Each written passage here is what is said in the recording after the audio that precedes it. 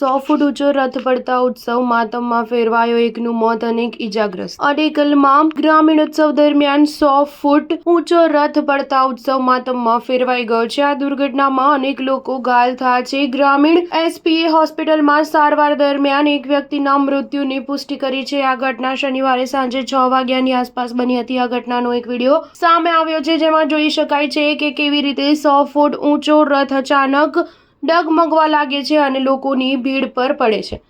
પ્રાપ્ત માહિતી પ્રમાણે બેંગલુરુના અનેકલ નજીક હોસુરમાં ગામના એક મેળામાં મધુરમા દેવી જાત્રે દરમિયાન દેવીની મૂર્તિને લઈ જતો 100 ફૂટ ઊંચો રથ ભીડ પર પડે છે। એવું કહેવામાં આવી રહ્યું છે કે શ્રદ્ધાળુઓ આ રથ ખેંચી રહ્યા હતા ત્યારે જ એક જગ્યા પર જઈને આ 100 ફૂટ ઊંચો રથ લોકો પર પડી જાય છે, જેના કારણે તેના પર સવાર લોકો અને આસપાસ ચાલતા લોકોમાં અફરાતફરી મચી જાય છે। આ દુર્ઘટનામાં અનેક લોકો ઈજાગ્રસ્ત થયા છે, જેમાંથી એક વ્યક્તિનું મોત નીપજ્યું છે। ચા ન્યૂઝ 7 હંમેશા સચ્ચાઈની સાથે।